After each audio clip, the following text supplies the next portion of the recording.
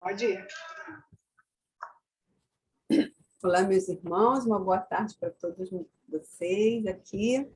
Estamos novamente, eu e Júlia, né? Para dar continuidade ao nosso estudo Memórias de um Suicida. E, como sempre, boa tarde. Julinha vai falar e vai fazer a harmonização do ambiente.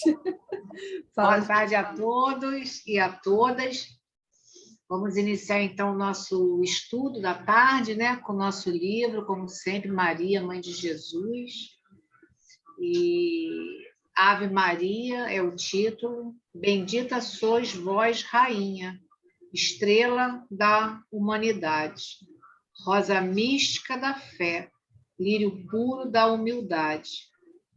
Entre as mulheres, sois vós, a mãe das mães desvalidas, nossa porta de esperança e anjo de nossas vidas.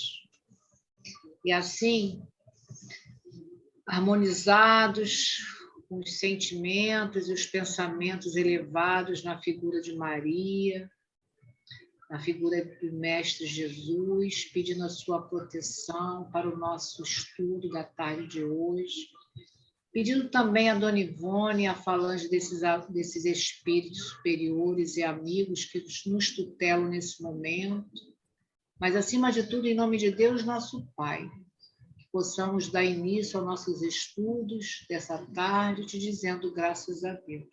Muito obrigada pela oportunidade. Graças a Deus. Então, meus irmãos, nós vamos aqui continuar ainda naquele capítulo 19 do Homem Velho, né? Nós encerramos aqui na semana passada com aquele um dos acontecimentos que Camilo narrou, que eram 2 acontecimentos importantes que ele narrou e que teve no intervalo de 2 anos. E o primeiro deles foi essa visita que eles tiveram dos seus queridos, que já estavam no plano espiritual. Assim como ele recebeu da família, a mãe, pai, a esposa, né? E Belarmino recebeu a visita de sua mãe, que ele amava. Então, agora nós vamos continuar com o segundo acontecimento, que passou depois de 2 anos daquele primeiro. Que, na verdade, né, com a narrativa de Camilo, nós vamos explicar aqui que foi um roteiro, na narrativa dele, marcou o roteiro decisivo para meu espírito, né? A ciência que tive de mim mesmo, rebuscando no grande compêndio de minha alma as lembranças do pretérito, as quais já há muito jaziam adormecidas devido à má vontade da consciência em passá-la em revista integral meticulosa. Ele, essa segunda etapa dele, que ele está narrando, é aonde ele vai começar a fazer aquele mergulho para dentro, como a gente fala aqui, né? Ele vai lá conhecer a si mesmo, né? Agora que o homem conhece a ti mesmo, né? Ele vai conhecer a ele mesmo nesse momento.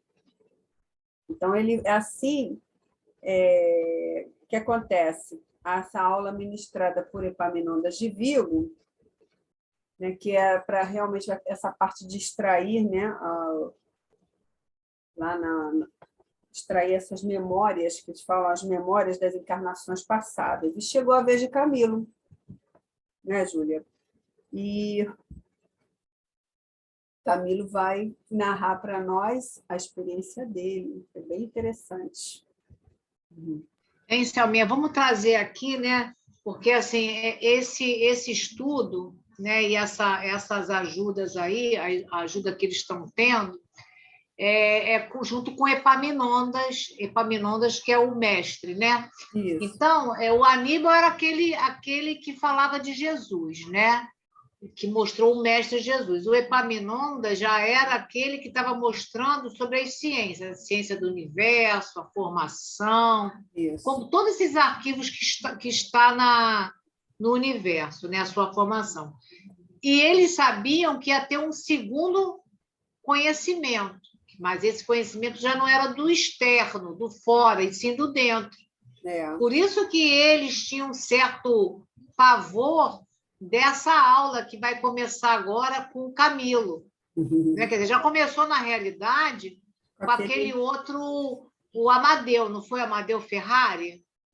Era Amadeu Ferrari, né? Todos eles que foi o primeiro que fez os mergulhos íntimos e se descobriu lá cheio de problemas também.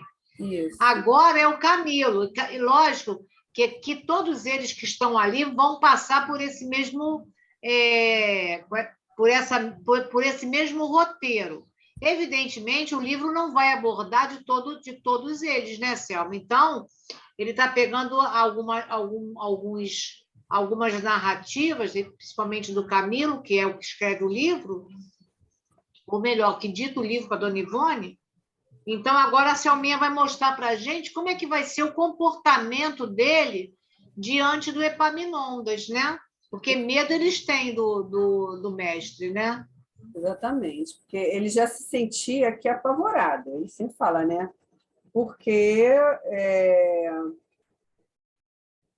vai buscar nas memórias dele, né? Sabendo até do caso da questão que ele ainda tinha esse orgulho nele, né? Ia ser desnudado, ia ser descoberto o homem velho dele. Então, quer dizer, ele tentou ainda, né? Como todos devem ter feito isso, a mesma coisa, né? Tentar adiar essa situação, mas o Epaminondas foi incisivo, autoritário, como a postura dele exige isso, né? Não concedeu a moratória que ele pedia, e ele teve que sentar-se àquela cadeira, né? Que ele, para ele, já se colocava como... se afigurava como um tribunal, ele falava, o Tribunal da Suprema Justiça. Quando se senta ali para colocar aqueles aparelhamentos, pronto, ele já sabe que ele está num tribunal, todos ali. Então, e aquele silêncio que todos faziam no momento de todo esse ritual, né, que era feito. Desculpa.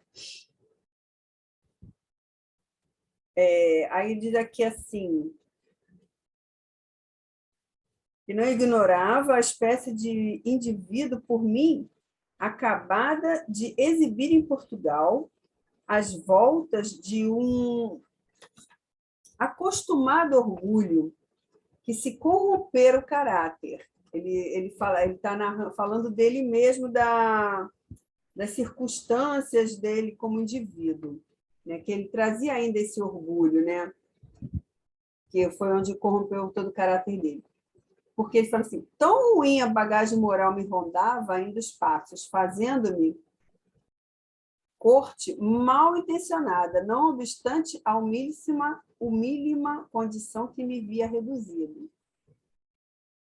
É porque ele explica aqui que ele ainda carregava o orgulho, aquele mesmo orgulho, né, que ele não esclarecia, né, raramente ele esclarecia, de que ele fora paupérrimo, né, de fortuna. Ele lutava sempre com essa questão das adversidades, da pobreza e tudo mais, né? Embora ele fosse uma pessoa reconhecida no meio social, como escritor e tudo, ele não era um cara de dinheiro, de muito dinheiro, porque ele não se... Nesse ponto, ele tinha uma certa, vamos dizer assim, ele era um cara íntegro, ele não se deixava envolver em falcatruas e nada, né? Mas ele era orgulhoso. Quer falar, Júlia, alguma coisa? Não, não? Porque, assim, aqui ele está falando da personalidade dele como Camilo, né? Que ele se vê aí as voltas aí com a questão do orgulho, que foi justamente isso que o fez sucumbir aí, né? Entrando pela porta equivocada do suicídio. Então, e a gente sabe dessa condição dele de paupérrimo, porque ele comentou isso no início do livro, como se a Selminha está dizendo. Ele não compactuava com aqueles escritores da época, né, que se conseguia até ter um prestígio maior, né, uma condição de melhores impressões dos livros, porque eles se corrompiam.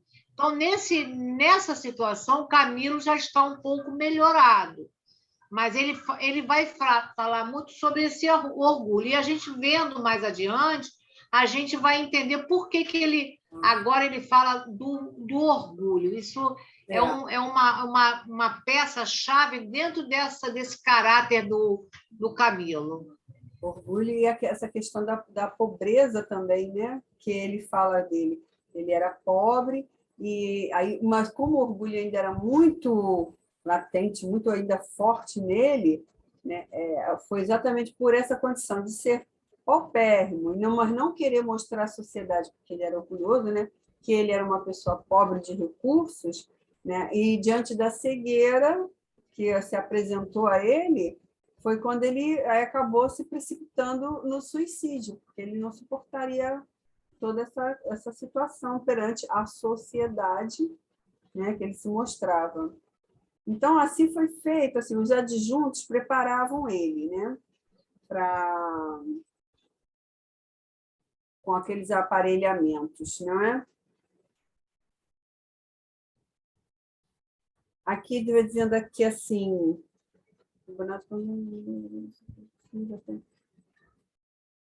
que eu marquei aqui, agora deixa eu só um instantinho. O que ele vai ver é o que ele próprio deixou registrado nos arquivos vibratórios de sua alma, porque cada uma das ações que andou praticando durante o existir de espírito, encarnado ou não encarnado. Quer dizer, isso era o que seria mostrado a ele, isso que ele está falando, que eles colocaram todos os aparelhos e ele teve essa consciência que o que iria ser mostrado são esses arquivos vibratórios da sua alma. Ele foi rodeado pelos mestres, né, e eles emitiram sobre as potencialidades do seu ser, né, o ser inferiorizado, poderosos recursos fluídicos, no intuito caridoso de auxiliá-lo. E, assim, intuições de angústia prediziam desespero em meu seio, a Camilo narrando. Né? A sensação penosa de pavor acovardou-me e eu quis resistir, prevendo a vergonhosa situação que me esperava frente aos circunstantes e derramando pranto. Pedi súplice de molde a ser ouvido apenas por Epaminondas, pedindo piedade, concedei-me, por favor, né? E Epaminondas, sempre com aquele tom imperioso, né, que era peculiar dele, né, mas ele não era uma pessoa rude, ruim, mas o próprio trabalho exigia que ele fosse mais severo na postura. E ele fala assim: não vaciles, a fim de operarmos a renovação interior que levará nossas almas à redenção, precisaremos apoiar-nos na mais viva coragem. Sem decisão, sem heroísmo, sem valor, não conseguiremos progredir, não marcharemos para a glória. Lembra-te de que os temerosos são punidos com a própria inferioridade em que se deixam permanecer.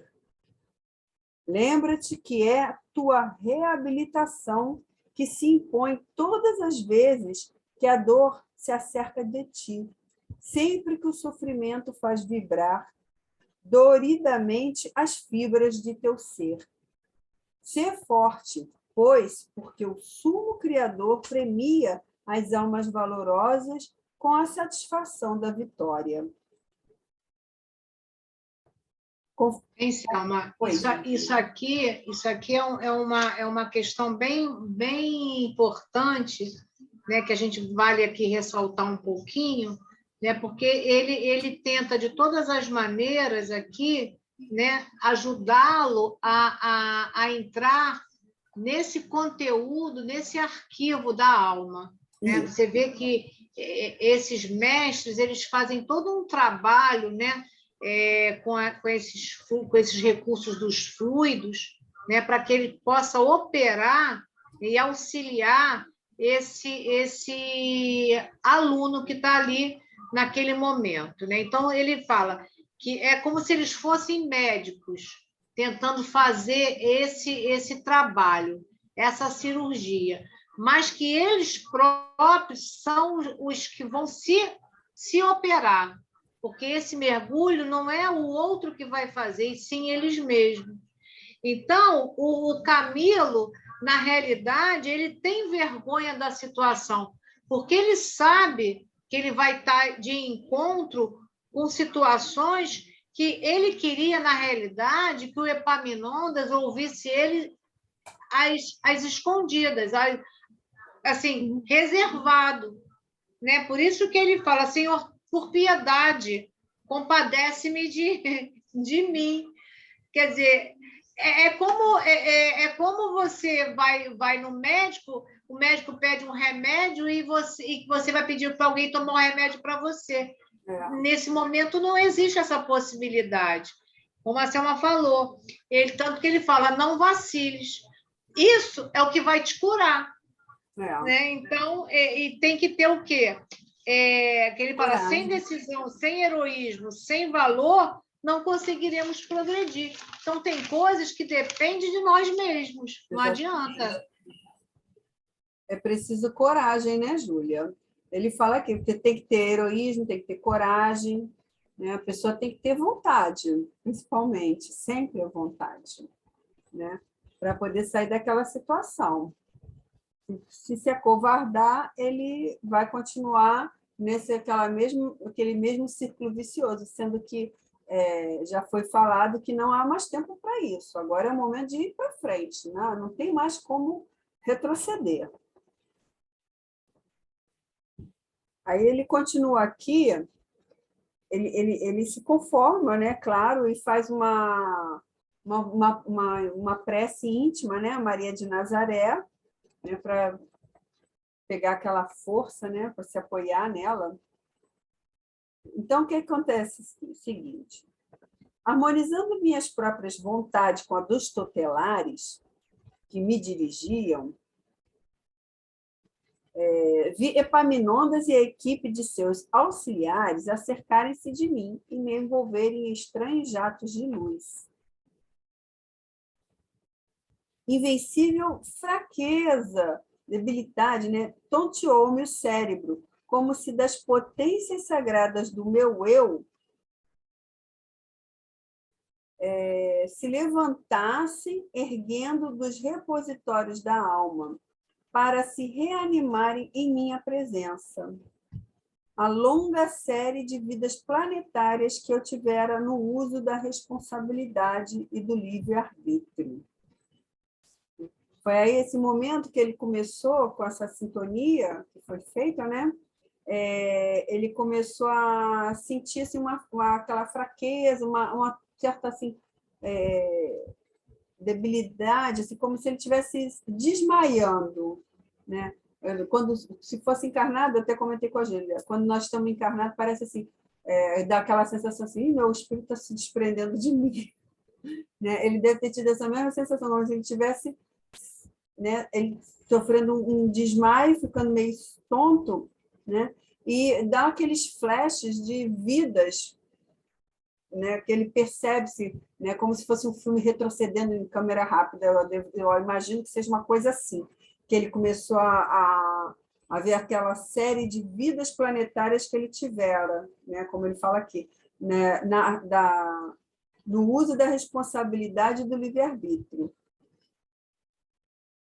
Assim, as demoras no invisível entre uma e outra reencarnação acompanharam os dramas imensos passados na Terra, inseparáveis que são tais estágios das consequências acarretadas pelos atos praticados no setor terreno. Tive a impressão de me achar diante do meu próprio eu, ou do meu duplo, tal como à frente de um espelho, passasse a assistir ao que em minha própria memória se ia sucedendo. Ele se viu, ele começou a se ver ele como se ele estivesse no espelho. Ele não se via assim como um espectador, mas como se ele estivesse se vendo, já vivendo, começando a se vivenciar, né? Que ele fala assim, é um ressurgindo nele mesmo. A palavra irresistível do instrutor repercutiu, forte, dominadora, pelo interior do meu espírito, né? Apaziguado pela vontade de obedecer. E quando ele ouve a voz de Epaminondas assim: eu te ordeno, alma criada, para a glória da eleição no seio divino. Volta ao ponto de partida e estuda no livro que trazes dentro de ti mesma as lições que as experiências proporcionam. E contigo mesma aprende o cumprimento do dever e o respeito à lei daquele que te criou. É interessante quando ele faz sempre uma chamada, eu achei super interessante, né, Júlia? Ele não se dirige a Camilo, mas a alma. Quando ele começa a fazer esse processo, ele chama alma divina, alma criada, né? Então ele se refere sempre à alma, e não a Camilo, a Belarmino, mas a alma dele, né? Porque Camilo é uma personalidade que esteve na última reencarnação, por isso que ele chama. Tanto que ele continua aqui, contigo mesma, aprende o cumprimento do dever e o respeito à lei daquele que te criou. Traça depois, tu mesma, os programas de resgate e edificação que te convém, a fim de que a ti mesma devas a glória que edificareis para alçares voos redentores até o seio eterno de onde partiste. Então, o que ele fala aqui? Que é ele mesmo que vai fazer essa busca dessas experiências que ele teve e ele vai se melhorando nesse percurso, entendendo todo o processo, para que ele possa fazer esse resgate com consciência. Porque o aprimoramento, o progresso vai fazer com que a gente volte, né, para aonde nós partimos, que é do encontro com o Pai, com o Divino. Então, Epaminondas faz esse trabalho com ele para que ele possa se fortalecer, para que ele possa operar com essa força que ele tem interna. E ele vai fazendo, como ele fala, traça depois tu mesma, ou seja, tua própria alma vai buscar isso, vai traçar para os programas de resgate. Quer dizer, não vai ser ninguém, ele vai ter ajuda espiritual, mas ele é que tem que fazer esse mergulho para que ele possa chegar onde ele precisa para ele poder ter essa consciência desperta. Uhum. Porque é por isso que ele chama alma, porque não é Camilo. Ele está Camilo ali, mas a alma é aquela que carrega todas as encarnações, tem todas as memórias. Por isso, quando ele faz a chamada, ele chama pela alma, e não por Camilo, né? É bem interessante. Lentamente, Camilo continua aqui assim. Essa descrição é bem interessante, desse processo dele. Lentamente, senti-me envolver por singular entorpecimento, como se tudo ao meu redor rodopiasse vertiginosamente. Sombras espessas, quais nuvens ameaçadoras, circundavam-me à fronte. Meu pensamento afastou-se do anfiteatro, de Cidade Esperança, da colônia correcional. Já não distingui Epaminondas, sequer o conhecia, e nem me recordava de meus companheiros de infortúnio. Todavia, eu não adormecera. Continuava lúcido e raciocinava. Refletia, pensava, agia. Quer dizer, ele me encontrava na posse absoluta de mim mesmo, embora retrocedesse na escala das recordações acumuladas durante os séculos. Perdi a lembrança do presente e mergulhei a consciência no passado. Ele já deixou de ser Camilo. A alma dele não era mais Camilo ali. A alma agora estava se reportando a um passado que era importante para ele entender. No caso, aqui a alma dele, por isso que ele fala que ele não estava mais ali, porque ele já estava indo para o local, que ele teria que se mergulhar, uma alma nova ali, uma alma do passado, né? E ele não reconhecia mais as pessoas, porque naquela época em que ele vai recordar aqui, não existiam essas pessoas para ele. Então, ele diz aqui, ó, ele viveu no ano de 33 da era cristã. Eu, porém, não recordava. Eu vivia essa época. Estava nela, como realmente estive. A velha cidade santa dos judeus, Jerusalém. Vivia horas febris nessa manhã ensolarada e quente. Encontrei-me possuído de alegria satânica, indo e vindo pelas ruas repletas de forasteiros, promovendo arruaças, soprando intrigas, derramando boatos inquietadores, incentivando desordens, pois estávamos no grande dia do Calvário e sabia-se que um certo revolucionário, por nome Jesus de Nazaré, fora condenado à morte na cruz por autoridades de César, com mais 2.000 outros réus.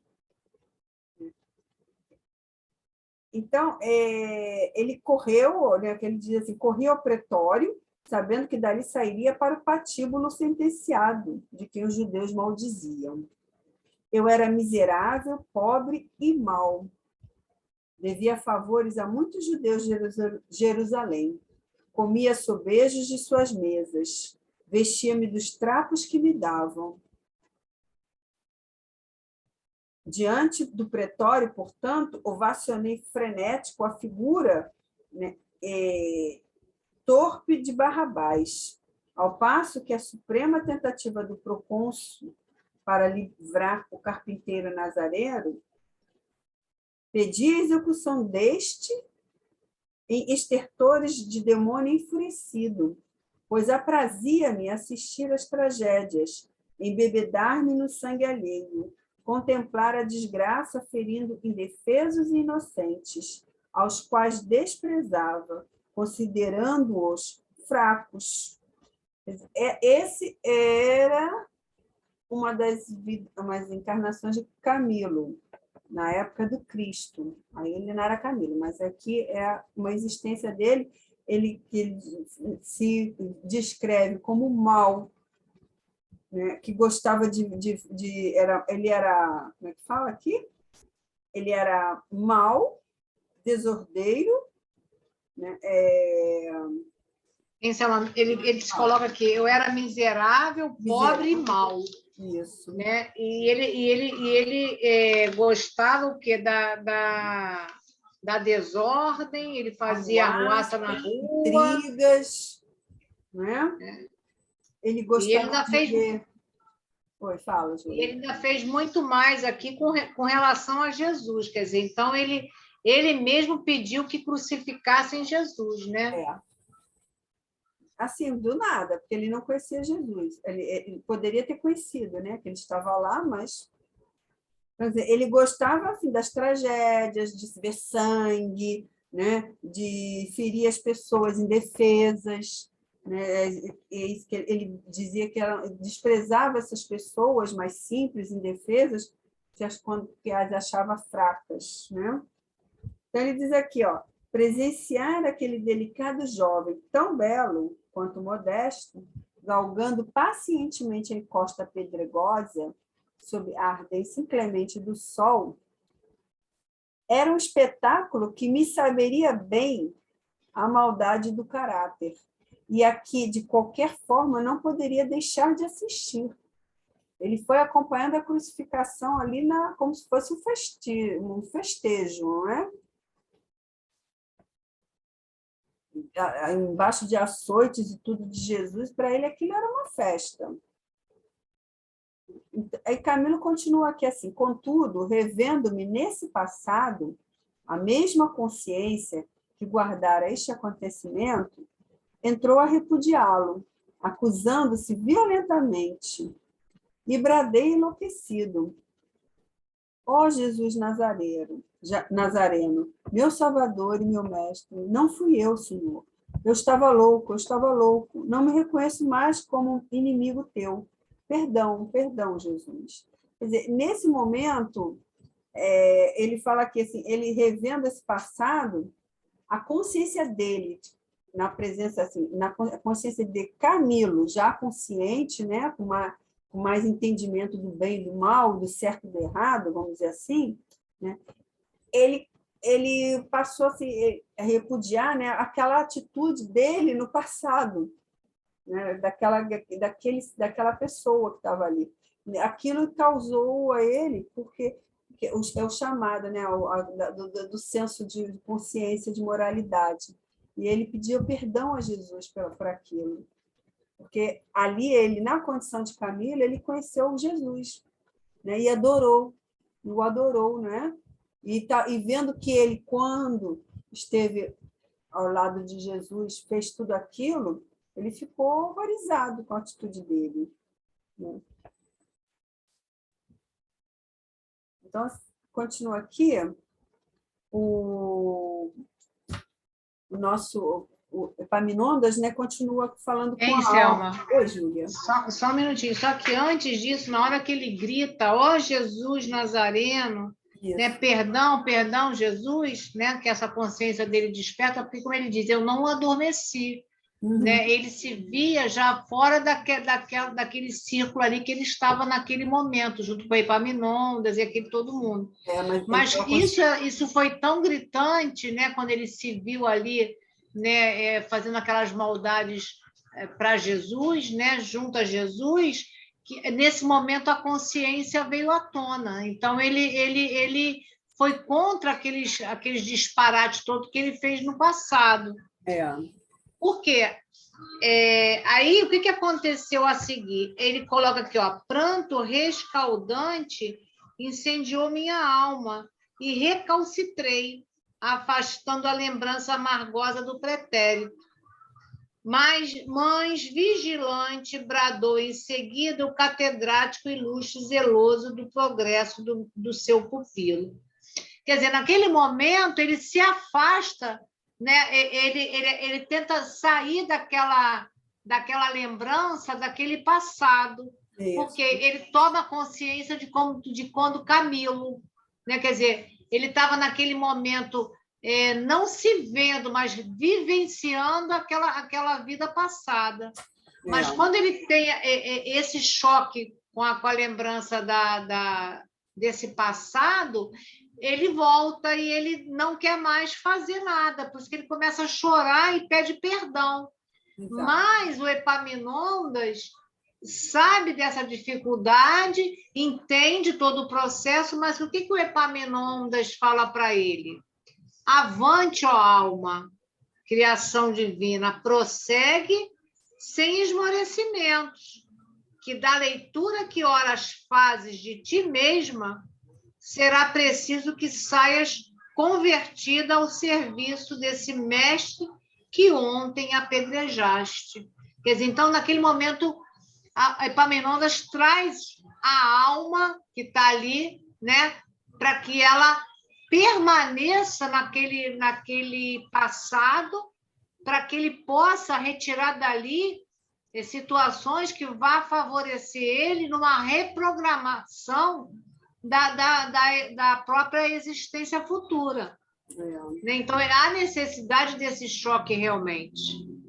Exatamente. E ele diz aqui que ele não poderia se furtar ao impulso vibratório, né, porque ali estavam com suas vontades conjugadas piedosamente em meu favor, todos aquela assistência que estavam ali, né, fazendo aquelas vibrações para ele não conseguia resistir a eles, até porque sabia que aquilo ali estava sendo para o próprio benefício dele mesmo. Então, o Epaminondas e os seus auxiliares prosseguiram, né? Eis-me à frente do pretório, em atitude hostil. Não houve insulto que minha palavra felina deixasse de verberar contra o Nazareno. Feroz na minha persistência, acompanhei-o na jornada dolorosa, gritando vaias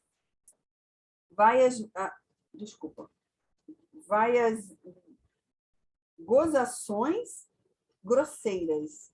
Ele gritava vaias e gozações grosseiras.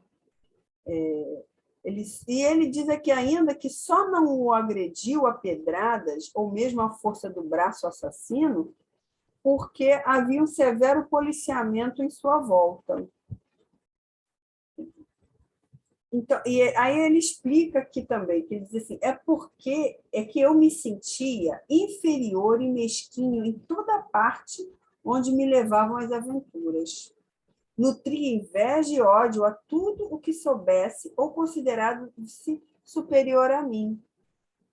Feio, hirsuto, que era peludo, cabeludo, barbudo, todo, né, desconjuntado, vulgar, mutilado, pois faltava-me um braço, degenerado, ambicioso, de meu coração destilava o vírus da maldade. Eu maldizia e perseguia tudo o que reconhecesse belo e nobre, cônscio da minha impossibilidade de alcançá-lo. Quer dizer, ele realmente trazia a maldade, a inveja, né, a sordidez, tudo com ele. Ele não tinha compaixão, benevolência em nada, né? Ele tinha inveja, ódio de tudo que ele não podia possuir. Então, ele queria destruir aquilo que ele não tinha, né? E as pessoas que estivessem numa situação pior que ele queria se colocar acima também. Então, ele diz assim, integrando o cortejo, entrei a desrespeitar com difamações vis e sarcasmos infames a sua mãe sofredora e humilde. A mesma Maria piedosa e consoladora, que agora me albergava maternalmente com solicitudes celestes. Imagina, Camilo, né? Pensando, vendo, né? Vivenciando toda essa situação, né? Humilhando, falando tão mal da nossa mãe, da mãe tão piedosa, né? Maria, que ele chama como um anjo de ternura.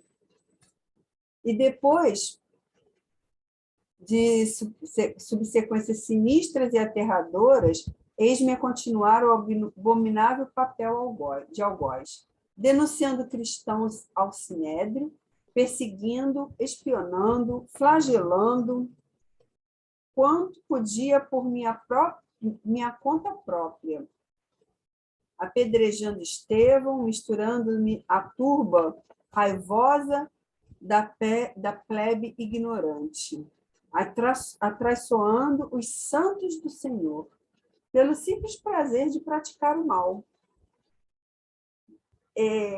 Ele não tinha apego a nada, ele gostava do mal, o prazer dele era fazer maldade, né? E ele não se considerava, ele dizia que ele não era filho de Israel, então ele não tinha por que também fazer nenhuma bondade a ninguém ali, ajudar ninguém a ser solícito, solidário a eles, né?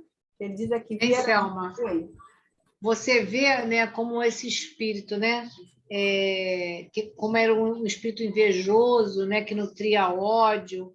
Você vê que ele não só quis ajudar a prejudicar Jesus, como ele ainda foi falar mal da Maria, da sua mãe. Quer dizer, o mal pelo mal. Não sabe nem por que está fazendo mal, mas, como ele diz aqui, né? denunciando cristãos ao Sinédrio. Quer dizer, não tinha nem razão para fazer, mas é mal, então vou fazer também isso. Fazer Então, mal quer dizer, aos outros. é, Exatamente. Ele diz aqui que ele viera de longe, incrédulo e aventureiro, da Gália distante, foragido de minha tribo, onde fora condenado à morte pelo duplo crime de traição à pátria e homicídio, tendo aportado na Judéia casualmente, nos últimos meses do apostolado do Salvador.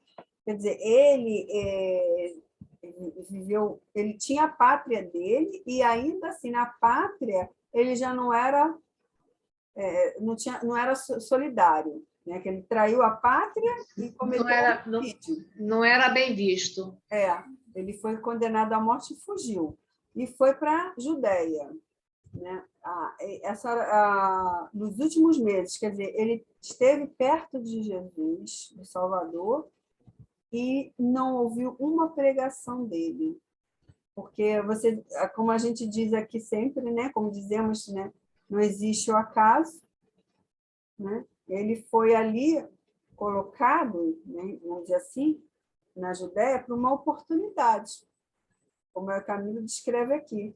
Foi concedida a oportunidade de regeneração e eu rejeitara, né? Insurgindo-me contra a luz que brilhou no meio das trevas. O que quer dizer? Ele foi colocado lá na Judéia nos últimos meses de Jesus, ainda com a intenção de convertê-lo.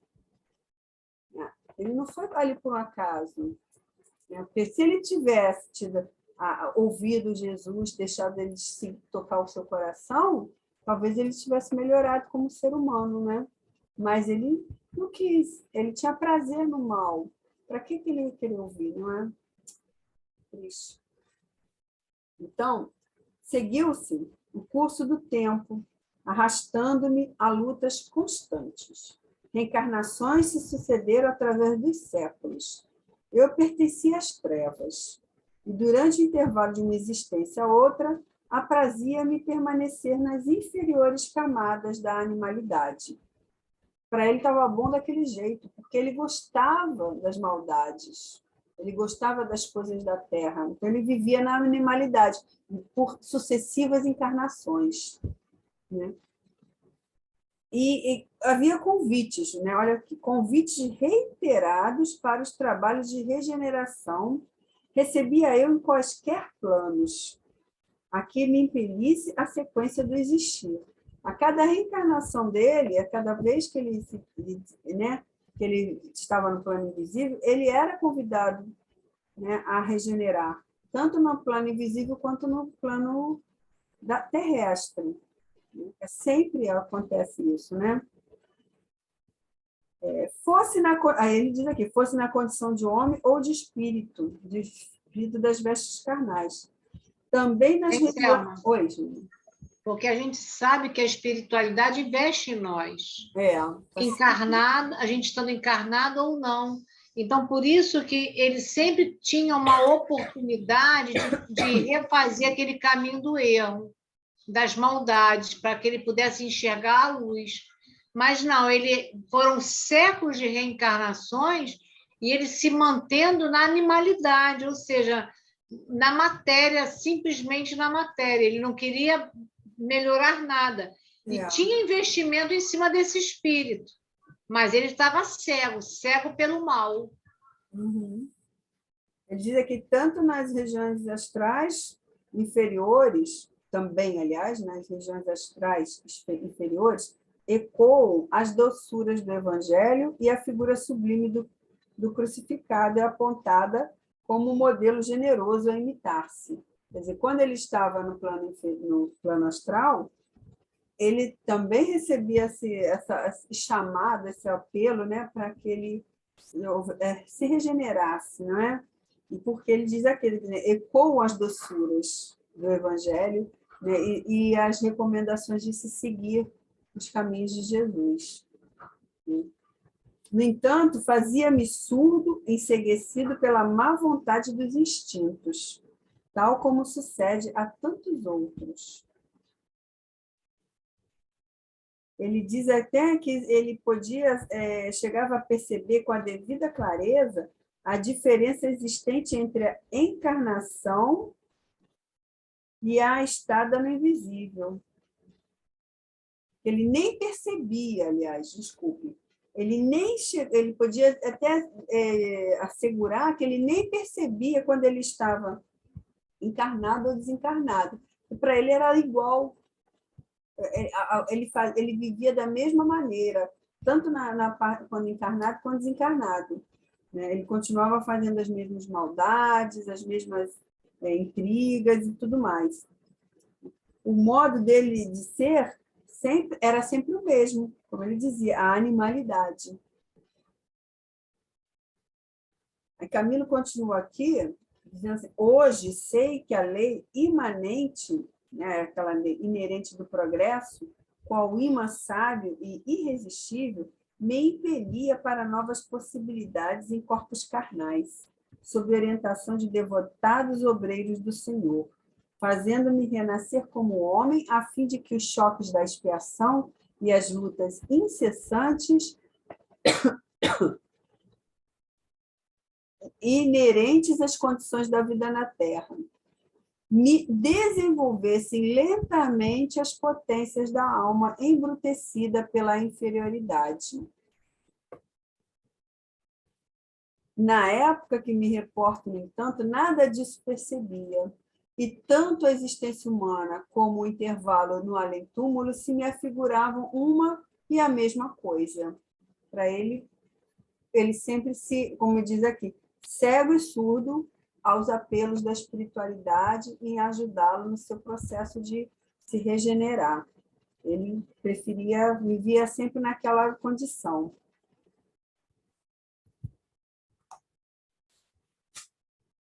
Ele diz aqui que, através dos séculos, ele experimentou também grandes infortúnios.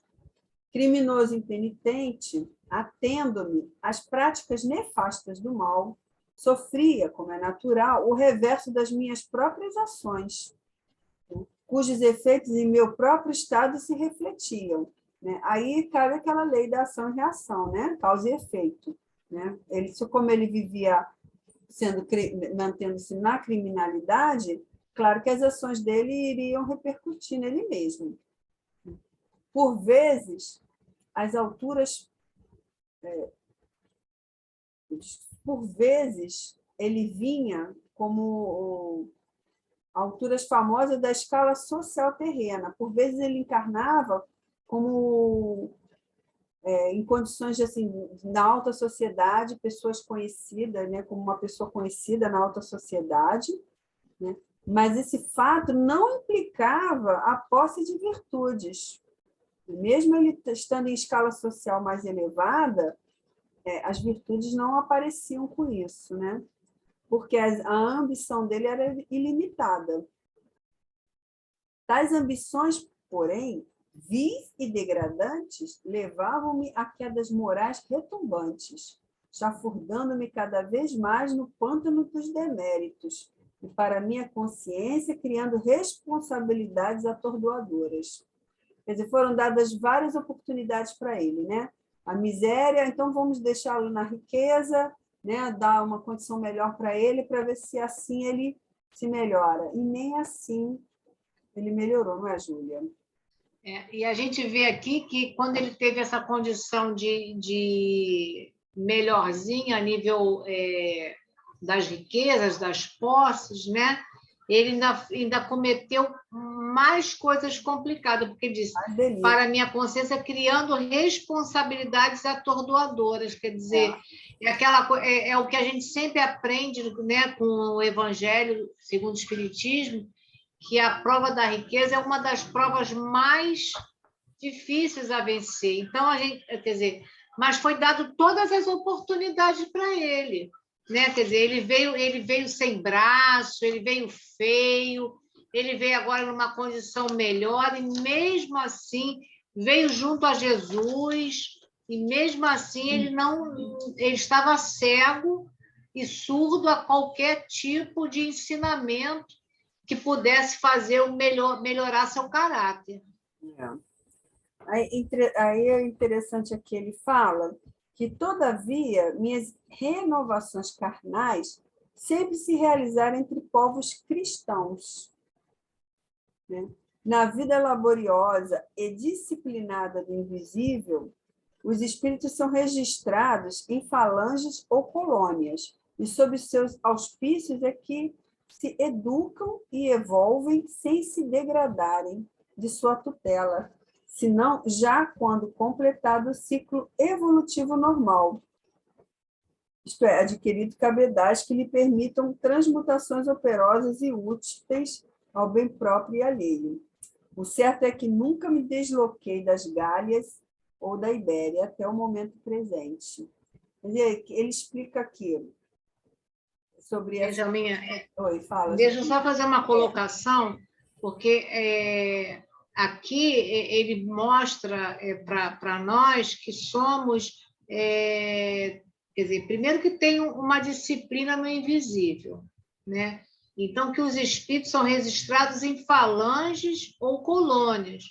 E esses espíritos que estão ali, né, esses amigos espirituais, educam, nos envolvem e sem que a gente se desagregue dessa tutela. Então, assim, a gente é tutelado. Então, assim, quando a gente volta, se a gente volta melhor, a gente vai alçando outras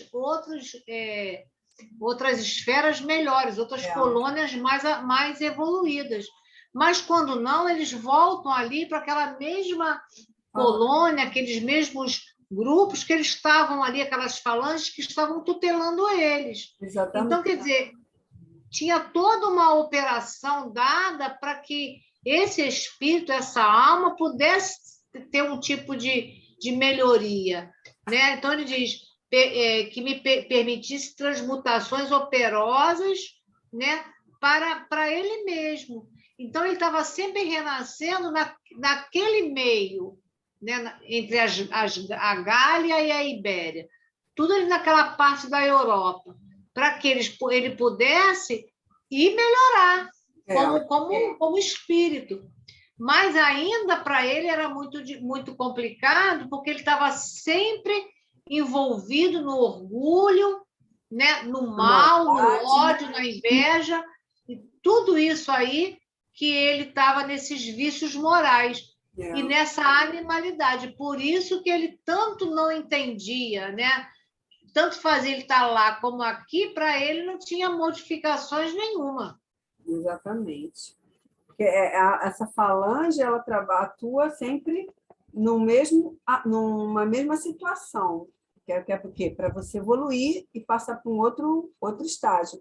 Assim como eles vieram do hospital, né, foram para os estudos, né, depois para as universidades. É uma evolução, são etapas. E ele não saía desse grupo de falanges ou colônia porque ele estava sempre cometendo as mesmas atrocidades, se mantendo na maldade. Quer dizer, ele não conseguia se melhorar nem ressarcir seus débitos, porque aqui ele adquiria débitos, não é? Também. Então, não adiantava querer ele galgar, ele não podia sair daquele círculo, porque os débitos dele foram só crescendo, né? Então, continuando aqui, a ideia da regeneração começou a se insinuar em minhas cogitações, à força de percebê-la sussurrada aos meus ouvidos através da fieira do tempo, quer me encontrasse na terra sob forma humanas ou mergulhado nas penumbras espirituais próprias dos seres da minha inferior categoria. Quer dizer, eu acho que de tanto água mole em pedra dura, tanto bate até que fura, né? De tanto ouvir, ele começou a ter os vislumbres do que ele foi ouvindo com o tempo, né? De se regenerar, né? Quer dizer, isso aí é o inevitável, não é? Fala, Julinha, continua aí. Então, porque na realidade, né, a gente não reencarna para falir, né? E a gente está numa situação para o nosso progresso espiritual. Isso é uma lei, né? A lei do progresso. Então, quer dizer, vai chegar uma hora que vai despertar. E não foi diferente para esse espírito aqui, né? Que ele diz, a ideia da regeneração começou a insinuar em minhas cogitações a força de percebê-la sussurrada aos meus ouvidos através da fieira do tempo. Por quê? Deus não agride consciências. A gente vai ter que despertar para isso. Exatamente. Porque ele não vai ser forçado a evoluir. O progresso é uma lei, a gente vai nesse caminho, mas o tempo que eu vou levar para chegar lá vai depender da minha boa vontade, do que ele falou aqui, ó, né? Essa cogitação, essa ideia, isso vai acontecer, mas não vai ser por agressões. Né? Existia a ideia, mas ainda não tinha compreensão. Né? Portanto, nós vamos aqui entender, acompanhar isso. A ideia começou a se, né, apontar aqui, mas ele ainda não tinha compreensão do o que de fato era. Então, ele teve uma ideia distorcida aqui da coisa. Ele diz aqui assim, aceitei-a calculada e interesseiramente, entrando a procurar recursos para solucionar as pesadas adversidades que me perseguiam o destino, né, através dos séculos. Dessa doutrina cristã que, segundo afirmavam, tantos benefícios concedia àquele que a sua tutela se confiasse.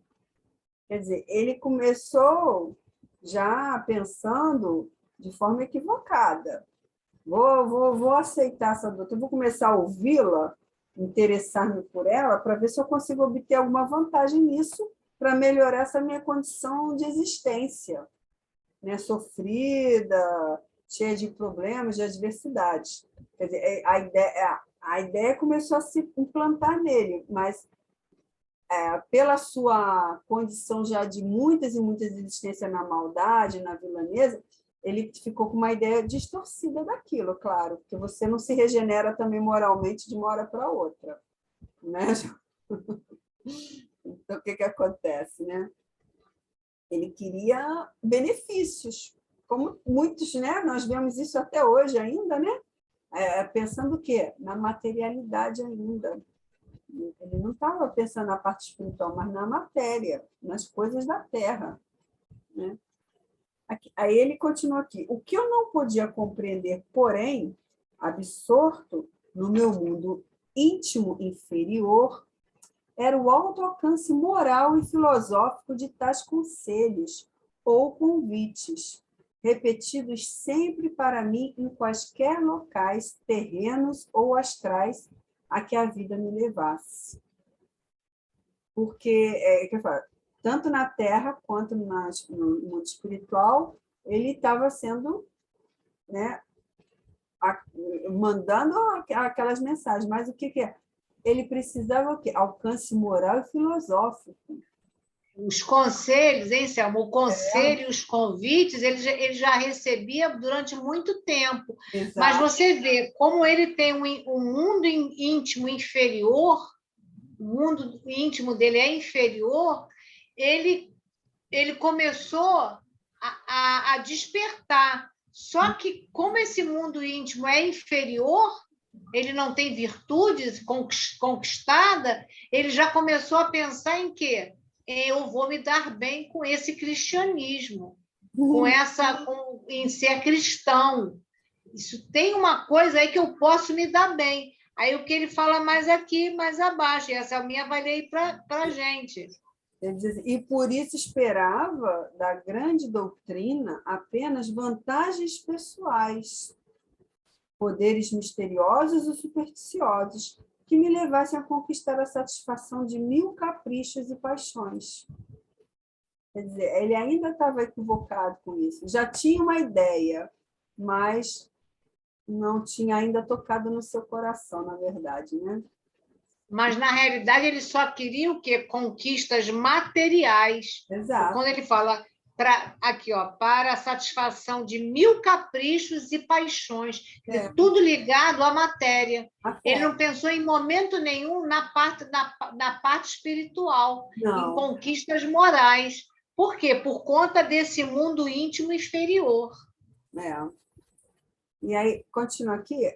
Não obstante, ouvindo referências àquele mestre nazareno, cujas virtudes eram modelo para a regeneração da humanidade, súbito mal-estar alucinava-me, tal se incômodas repercussões vibrassem em meu íntimo, enquanto corrente hostil se estabelecia em minha consciência, que parecia temer investigações a respeito do melindroso assunto.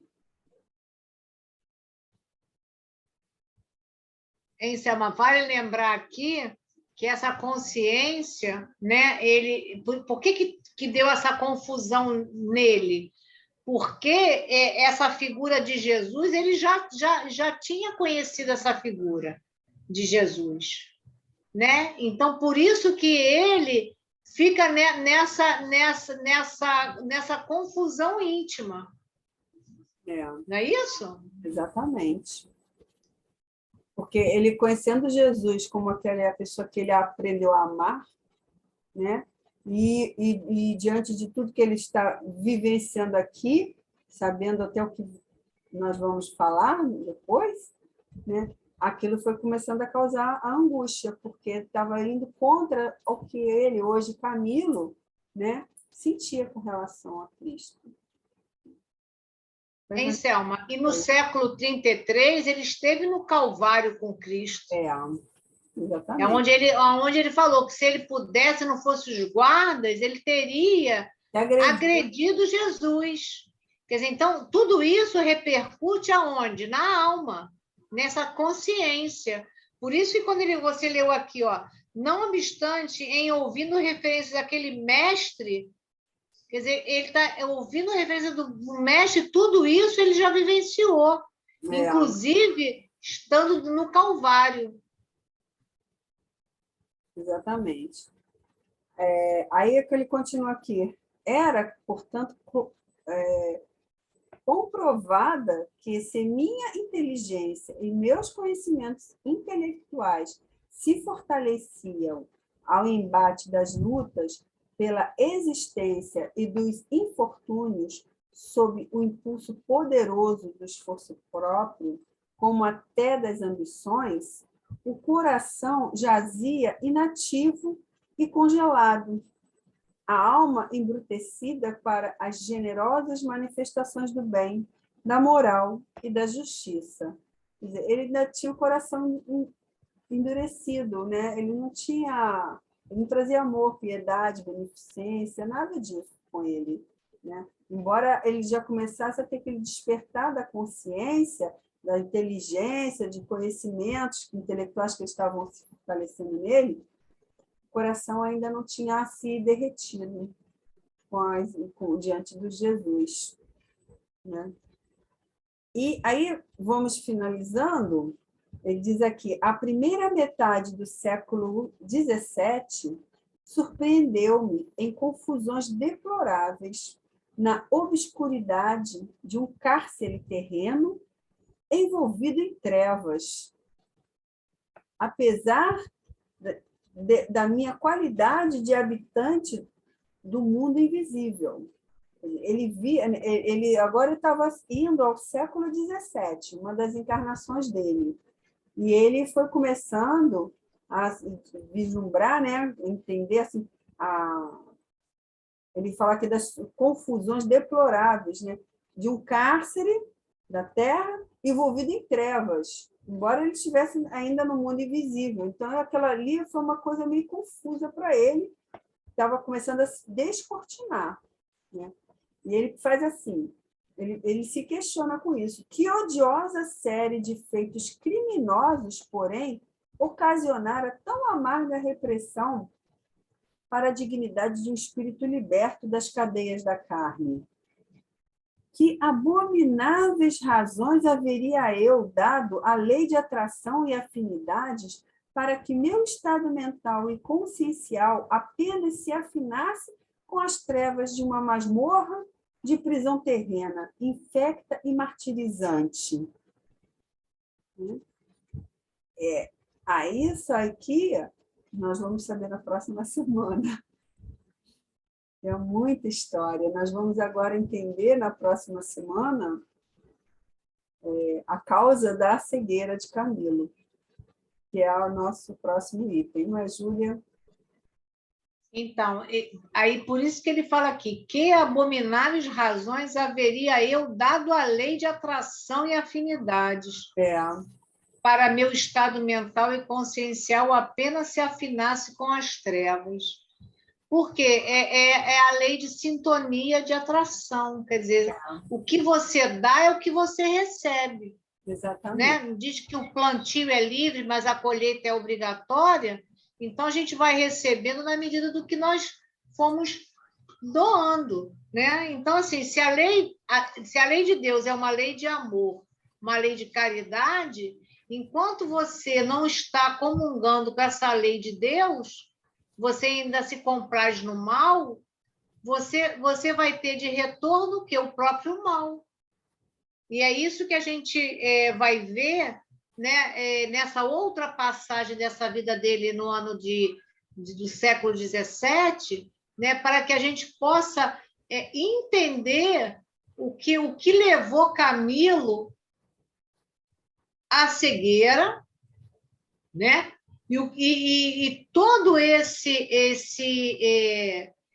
perfil que está sendo traçado aqui, a gente vai entender também, né, esse frágil espírito, né, que ainda está envolvido, mesmo como Camilo, com os erros desse passado, que ele ainda não conseguiu se desvencilhar, porque o orgulho que ele trouxe aqui para nós, né, nessas primeiras reencarnações, né, que ele pôde trazer no resgate aqui para ele poder ter um entendimento, é o mesmo orgulho que Camilo trouxe nessa existência onde a pobreza, né, o não ter a posse do material, dos bens, mas ele tinha condição, porque ele era um escritor famoso, ele teve prestígio, não tinha dinheiro, mas ele trazia o orgulho. E essa cegueira que ele trouxe por dificuldade dessa existência do século XVII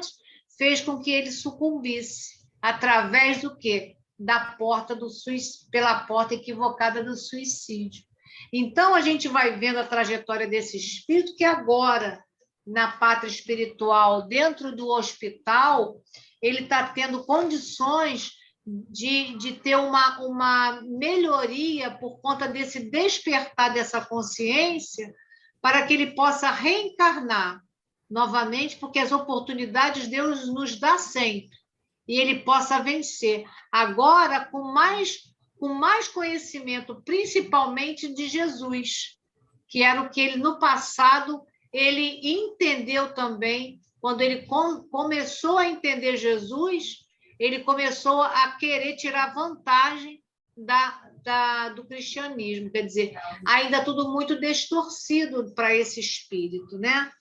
Então, a gente finaliza no dia de hoje esse estudo, que foi com bastante conteúdo, né, que nos faz refletir da nossa posição que estamos agora reencarnados, e com oportunidade de melhorar cada dia um pouco mais a nossa história, né? E a gente faz sempre aquela oração final, pedindo por todos os suicidas necessitados, né, para a sua próxima reencarnação saírem vitoriosos. Então, vamos orar por todos eles numa prece sincera, essa prece dirigida ao coração amoroso de Maria, ao meigo rabino da Galileia, nosso Jesus, nosso amigo de todas as horas, a nossa amiga Ivone do Amaral Pereira, todos esses espíritos superiores que nos sustentam nesse momento. Vamos pedir que a sustentação, o amparo, a luz, a proteção para todos esses espíritos equivocados no erro do suicídio, mas que eles possam ser amparados com a luz, com a prece, com bom ânimo, para que eles possam entender a paternidade desse Pai que é de amor. Graças a Deus, Senhor Jesus. Que assim possa ser. Graças a Deus. Que Jesus possa sempre estar conosco, nos fortalecendo na nossa caminhada, nos dando ânimo, irradiando seu amor por toda a humanidade. Jesus fique conosco, né? Seguindo sempre o seu caminho, seu exemplo, que a nossa semana possa ser de paz e harmonia. Que assim seja, graças a Deus. Graças a Deus, e até sexta-feira que vem com mais um estudo. E quem gostou do estudo, dê, né, o like. Dê seu like, compartilhe, para que esse vídeo possa chegar a mais corações necessitados de uma palavra de ânimo, de coragem, para que possamos também continuar nesses estudos com perseverança, para que possamos também ter essa lucidez necessária para a nossa caminhada terrena. Graças a Deus. Muito obrigado por tudo. É mesmo, gente. Fiquem com Jesus, paz profunda a todos, uma boa semana.